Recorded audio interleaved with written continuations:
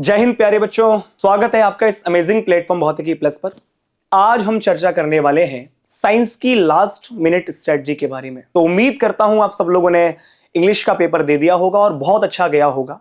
जिन बच्चों का पेपर अच्छा नहीं गया है उनको परेशान होने की आवश्यकता नहीं है, उनके लिए साइंस का पेपर है, यहां फोड़ना है। तो बच्चों आपको दिख गया होगा हम लास्ट मिनट स्ट्रेटजी की बात करने वाले हैं कि हम साइंस में सर लास्ट मोमेंट पे क्या करें, पेपर में कैसे लिखना है, क्या करना है, एक दो दिन पहले पढ़ना है कि नहीं पढ़ना है। तो इसकी चर्चा मैं आपके साथ करने वाला हूं। पहला सवाल जो बच्चों के मन में आता है, मैं इसी से शुरुआत कर रहा हूं। क्या सर हमें एग्जाम से 2 दिन पहले पढ़ाई करनी चाहिए? अगर हाँ तो क्या पढ़ना चाहिए? बच्चों आपने पूरे साल भर पढ़ाई करी है तो मैं ऐसा आपसे बिल्कुल नहीं कहूंगा कि आपको नहीं पढ़ना चाहिए। पहली बात तो यहां पर दो प्रकार के बच्चे हमारे पास हैं। एक बच्चे वे हैं जो अभी भी सिलेबस पढ़ रहे हैं, जिनका सिलेबस पूरा नहीं हुआ है, और एक बच्चे वो हैं जिन्होंने सिलेबस तो पूरा पढ़ लिया है लेकिन इस बात से परेशान है कि सर हमें वो कॉन्फिडेंस नहीं आ पा रहा, हम एग्जाम में कैसे लिखेंगे, क्या करेंगे सर, वो अभी भरोसा आ नहीं पा रहा है खुद पे। तो बच्चों सभी से मेरा कहना यह है कि आपको कुछ भी नया नहीं पढ़ना है।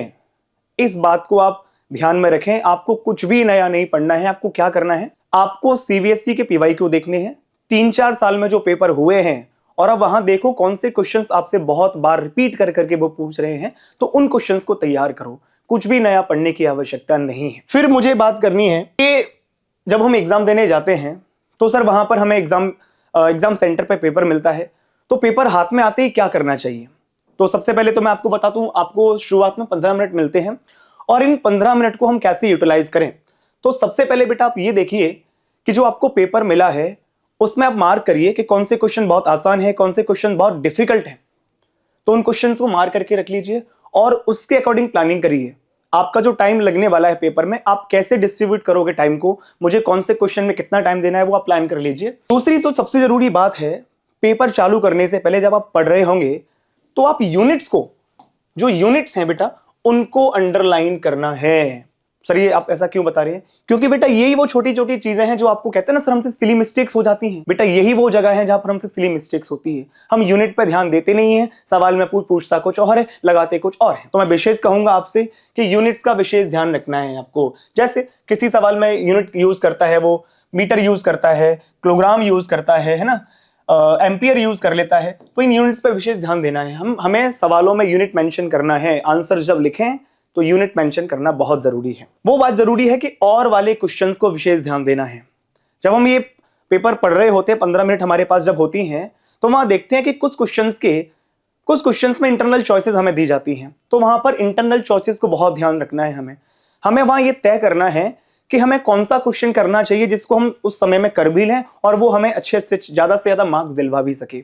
तो इंटरनल चॉइसेस का बहुत ध्यान रखना है। और सबसे बड़ी गलती जो बच्चे करते हैं बेटा वो है एमसीक्यूज। बच्चे शुरुआत में एमसीक्यू अटेम्प्ट करते हैं। मेरा मानना यह है कि आप शुरुआत में एमसीक्यू अटेम्प्ट ना करके आप थ्योरी वाले क्वेश्चंस, न्यूमेरिकल क्वेश्चन जो आपके section B, section D, section C में पूछे जाते हैं, उनको ध्यान दें। एमसीक्यूज तो बेटा हम लास्ट में भी कर लेंगे, तब भी हो जाएंगे पर्याप्त। उसके बाद सर एग्जाम देते समय प्रॉब्लम्स क्या क्या आती हैं, तो बेटा मैं प्रॉब्लम्स पे चर्चा कर लेता हूं। मैं 2 तरह के बच्चे अभी देख रहा हूं। एक तो बच्चा वो सर हमें सब कुछ आता है, हमने सब कुछ पढ़ा हुआ है, लेकिन हमारे एग्जाम में मार्क्स नहीं आते। ऐसे बच्चे भी हैं जो औसत पढ़ते हैं, एवरेज पढ़ रहे हैं, लेकिन एग्जाम में बहुत अच्छा करके आ रहे हैं। तो ऐसी कौन सी वो बात है जिससे एक एवरेज बच्चा अच्छे मार्क्स ला रहा है और जिसको सब कुछ आता है उसके मार्क्स कम आ रहे हैं? तो कुछ बातें हैं जिन पर मैं चर्चा करने वाला हूं। सबसे पहली बात तो यह कि सर हम बहुत धीमे धीमे लिखते हैं। सर एग्जाम में हमें समय मिलता है, हमारा एग्जाम तो पूरा ही नहीं हो पाता, हम तो बहुत धीमे धीमे लिखते हैं। दूसरी बात है कि सर हमारी हैंड राइटिंग बहुत गंदी है। तो एक तो धीमे धीमे लिखते हैं, एक हैंड राइटिंग बहुत गंदी है। इन पे मैं चर्चा करता हूं एक एक करके। सबसे पहली बात तो है कि हम बहुत धीमे धीमे लिखते हैं बेटा। एक्चुअली धीमे धीमे नहीं, हमें अपने टाइम को मैनेज करना नहीं आता है प्रॉपर। हम जिस सवाल में बहुत कम समय लगाना होता है वहां बहुत ज्यादा सवाल लगा देते हैं, और जिस सवाल में वास्तव में हमें समय देना है वहां पर हम समय नहीं देते हैं। तो आपका ये समय, जो जिन सवालों को करने में आपको बहुत कम समय लगाना चाहिए, आप ज्यादा समय खराब कर देते हैं। तो ऐसे हमें समय से बचना है, हमें प्रॉपर मैनेज करना है समय को। सर हैंड राइटिंग का क्या योगदान है, क्या मतलब इससे मार्क्स कटते हैं, बढ़ते हैं क्या? तो बेटा मेरी बहुत सारी टीचर से बात होती भी है, और मुझे यह पता चला है कि हैंड राइटिंग का योगदान तो है। अगर आपकी हैंड राइटिंग अच्छी है तो कहीं ना कहीं आपके मार्क्स थोड़े से बढ़ जाते हैं। लेकिन जिन बच्चों की हैंड राइटिंग अच्छी नहीं है, एवरेज हैंड राइटिंग है, वो क्या करें? बेटा उसको परेशान होने की आवश्यकता नहीं है। आप ऐसा लिखें, प्रॉपर वर्ड के बीच में प्रॉपर थोड़ा सा गैप होना चाहिए। आप जो लिख रहे हैं बहुत साफ सुथरा, मतलब बहुत अच्छा ना लिखें, कि राइटिंग बहुत अच्छी हो, लेकिन जो लिख रहे हैं वो बहुत स्पष्ट दिखाई देना चाहिए, आप बहुत मिक्स करके ना लिखें। तीसरी जो बात है सर, आंसर में कट्स बहुत लगाते हैं सर, हम काटापीटी बहुत कर देते हैं। तो बच्चों इस बात का विशेष ध्यान रखना है, आपको काटापीटी नहीं करना है। किसी भी क्वेश्चन को करने से पहले आप 10 सेकंड उस क्वेश्चन के बारे में सोचें। जब सारे थॉट्स दिमाग में आ जाएंगे कि इस क्वेश्चन के बारे में मुझे क्या लिखना है, फिर उस क्वेश्चन का आंसर आप लिखें, डायरेक्ट आप आंसर लिखने ना लग जाएं। जो चौथी बात है वो ये है सर, याद नहीं रहता। कई बार बच्चों के साथ ये समस्या होती है, सभी के साथ तो नहीं, लेकिन इक्का दुक्का बच्चे ऐसे हैं जो ये कहते हैं सर मुझे कई बार पेपर देख के, क्वेश्चन देख के समझ नहीं आता सर, ये फिजिक्स का क्वेश्चन है, केमिस्ट्री का क्वेश्चन है। तो बेटा इसके लिए एक सिंपल सा तरीका ये है कि आप उस क्वेश्चन को देखें और ये कनेक्ट करने की कोशिश करें कि आपने साइंस में कहां पढ़ा हुआ है, क्या वो आपने फिजिक्स में पढ़ा हुआ है, क्या आपने केमिस्ट्री में पढ़ा हुआ है। तो आप छोटा सा कुछ तो ऐसा कनेक्ट कर लें, फिर आप उसको चैप्टर से कनेक्ट करें कि कौन से चैप्टर में पढ़ा हुआ है। जब उस चैप्टर से आप कनेक्ट कर लेंगे तो कुछ ना कुछ कनेक्टिविटी आप बना लेंगे उसके साथ, फिर आपके मन में जो आए उससे जुड़ा मिलता जुलता आप लिख दें, छोड़कर ना आए। अगली बात मुझे आपसे करनी है कि पेपर का हमारा जो प्रेजेंटेशन होना चाहिए वो क्या होना चाहिए। तो एक एक करके मैंने सारी बातें लिखी हुई हैं। सबसे जरूरी बात जो मेंशन यहां पर करी है मैंने, वो जो सारी जरूरी बातें वही मेंशन करी है।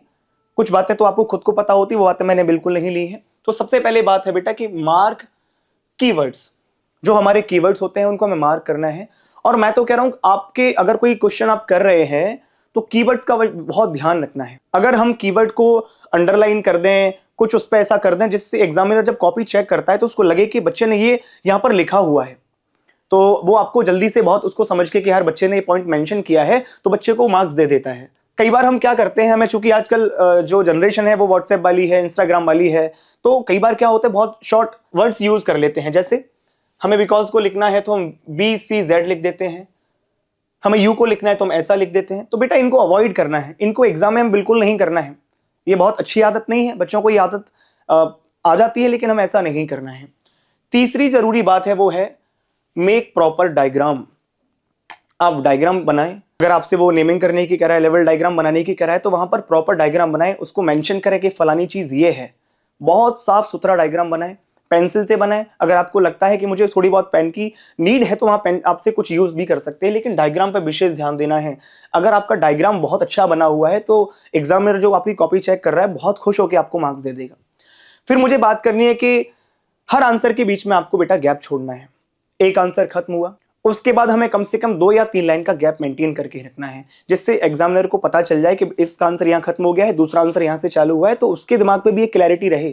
समझ गए बच्चों? अगली जो बात है वो है use box for numerical answer. कई बार हम न्यूमेरिकल सॉल्व करते हैं और आंसर हम डायरेक्ट लिख के छोड़ देते हैं, ऐसा नहीं करना चाहिए।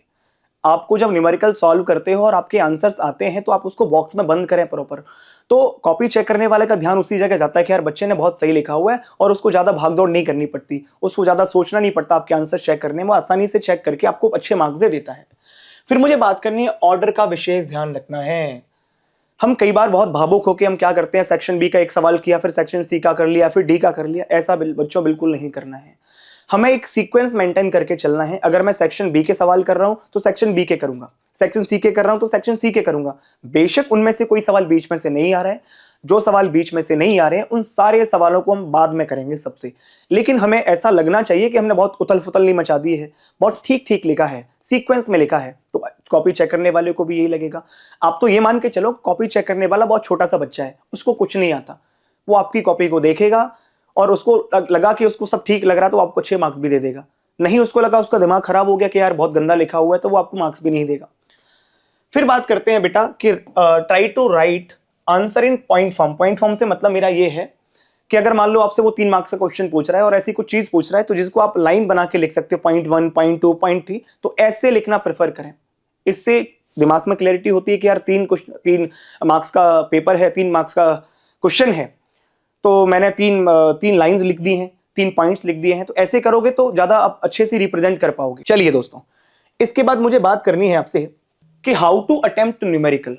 तो बेटा न्यूमेरिकल को अटेम्प्ट करने का सबसे बढ़िया तरीका है, मैंने बहुत सारे बच्चों से मिला, मैं उनकी कॉपीज देखता हूं, तो अब न्यूमेरिकल बच्चे करते कैसे हैं और फिर कहते हैं सर हमें इसकी स्टेप मार्किंग नहीं मिली। तो बेटा न्यूमेरिकल को सॉल्व करने का प्रॉपर तरीका है, तो मैं थोड़ा सा बताना चाहूंगा। सबसे पहले आपको लिखना चाहिए गिवन।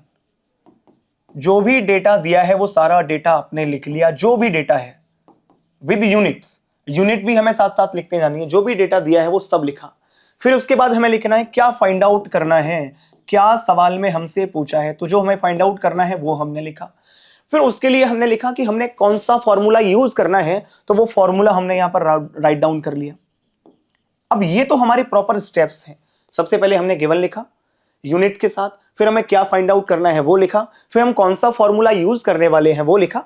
इसके बाद हम फॉर्मूले में वैल्यू पुट करेंगे और जो भी आंसर आएगा उसको एक बॉक्स के अंदर बंद करके हम लिखेंगे। तो ये तो प्रॉपर तरीका होता है जिससे हम स्टेप मार्किंग करवा सकते हैं चेक करने वाले से। हम कुछ भी लिख देते हैं, हम डायरेक्ट आंसर लिखने चले जाते हैं, तो बेटा ये अच्छी बात नहीं है, इसलिए आपको स्टेप मार्किंग नहीं मिलती है। चलिए दोस्तों, तो फाइनल टिप्स क्या है हमारे लिए? तो फाइनल टिप्स ये हैं कि सबसे पहले आपको टफ क्वेश्चंस को लीव करना है। मतलब सर छोड़ दें क्या?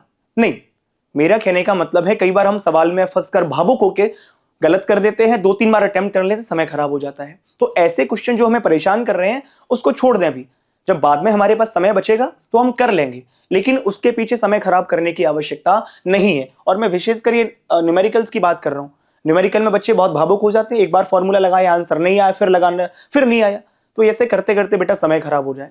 दूसरी बात हमें यह ध्यान रखना है कि हमें अपने लास्ट के 10 मिनट्स बचा के रखना है, और उसमें क्या करना है? सरसरी निगाहों से। मतलब इसमें हमें 10 मिनट में यह करना है कि हमने पूरा पेपर जो अटेम्प्ट किया है वो ठीक किया है कि नहीं, कुछ छूट तो नहीं गया है, क्या करना है, एक बार पूरा गो थ्रू कर लो सरसरी निगाहों से। मतलब एक बार देख लो, जल्दी जल्दी से देख लो कि आपने पेपर जो किया है वो ठीक किया है, कुछ छूट तो नहीं गया, सीक्वेंस ठीक है, कोई ऐसी बात जो आप लिख सकते हैं लिखी नहीं है, तो एक बार फटाफट से देख लो। फिर क्या करना है, एक लास्ट पॉइंट है, वो है ना आए फिर भी लिखो।